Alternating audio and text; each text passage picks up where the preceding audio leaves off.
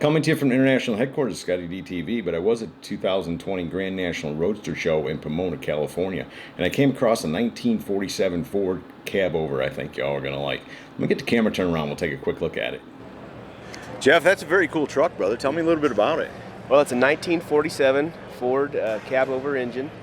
It has a small block Chevrolet motor that was born out to a 383 stroker with a 700R transmission with a 390 rear end. It's actually a dually. We shaved, I want to say it was about 7 inches off the rear to keep the front and everything proportioned correctly. We used black walnut wood on the bed. The interior was done by a gentleman in my town by the name of Cool Customs, the Martinez family, and the whole build was done by Jason Stanley and his whole crew there at Stanley Brothers Hot Rods in Yuba City. And the chrome work was done by Johnny Rodriguez out on Highway 70. All plating and all the work that he did there, he did all the chrome work for me as well. Yeah. And paint? And the paint was done by the same shop that did all the body work as well. People want to know, what color is it? We called it was a PPG color that we found, and we played with it, me and Ray, until we got it to where we wanted the flake and some of the pearls and just other colored things that we wanted with it. But the same shop, Stanley Brothers, were the ones that painted it for me. It sounds like this color is probably a lot cooler outside than inside. It's a lot. When the sun hits it, it picks up really nice. We decided to name it actually Fiascoe Green, which is the name of my truck. But yeah, when it's definitely outside and the sun's hitting it on a nice hot August day, it really pops and really catches your eye. How long's the truck been done? Close to a year now. You're a young dude. What's got you into a 47 cab? Just probably my background. I came from a farm. I'm still in farming up in the Central Valley here in Sacramento Valley. What do y'all farm? Walnuts. So that's why I did the black walnut wood on the bed. Okay, cool. Wow. I'm a fan. I like nuts. Yeah. So that's what got me into the cab overs. I've always been in farming and being around big trucks, and I just thought, man, these things are too cool. Commercial cab. I always told myself if I ever was going to restore a vehicle, I'd do something like a Mustang or a Lincoln Zephyr, but for some reason I stuck with what I knew, and that's pickup trucks. And once I saw them the first time, I said, I got to get me one of these cab overs. Tell me, has there been any body mods made to it? The cab is very much 100% original, other than we deleted the window wipers, other than the steering wheel and the gauge clusters, but the actual cutout for the gauges is still the original cutout. But other than that, everything on the cab is original to how Ford built it in 47. The bed and the fenders were Ford parts, but they've been modified. The bed's been widened, I forget how many inches, and then it's also been shortened to get the proportions correct with the cab and try to find the right look that we were going for. So did it not come in a pickup truck to begin with? When I originally bought it up in Sacramento, it was just a small flatbed pickup truck. It was drivable, pink slipped, all the lights worked. The cab was there, but it just had a flatbed on it just to haul, boxes and things like that.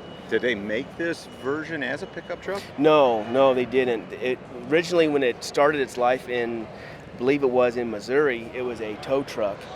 Originally, when it was manufactured. So they were cabs and chassis. Exactly, and then a municipality or somebody would buy one, or an airport or whoever it might be, and say, hey, we need a tanker truck, or we need a plow truck, or a concrete truck, or an ambulance truck, or fire truck. And so they were built for a purpose, to serve a purpose. They were a workhorse. They weren't kind of rare.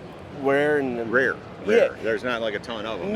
They didn't. They didn't. They were on order by, like I said, by municipalities that would order one up and say, hey, we need 2 or 3 of these, or whoever, and so they were rare, and they were used and abused and eventually put out to back and probably buried and rusted away, or probably still rusting away somewhere in a field. What condition was it? Oh, this one was driving. It was still drivable, but the underneath was, because it came out of Missouri, pardon me.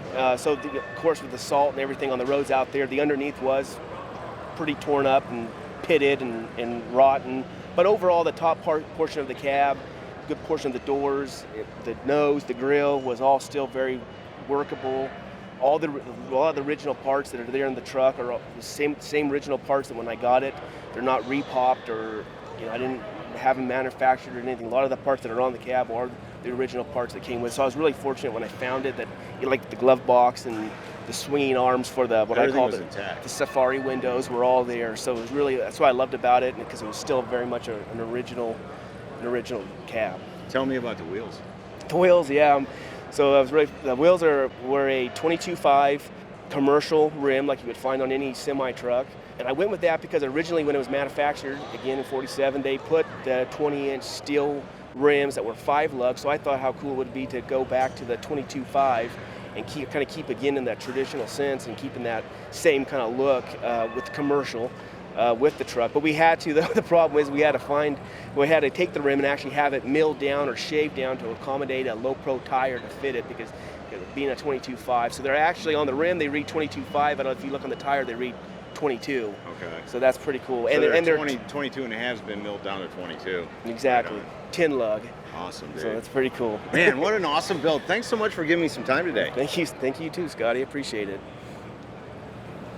So there you go, from the 2020 Grand National Roadster Show, a 1947 Ford cabover custom. Hope you all have enjoyed it. See ya.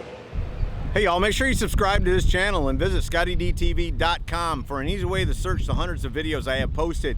Either click the link in the description or the one at the end of this video.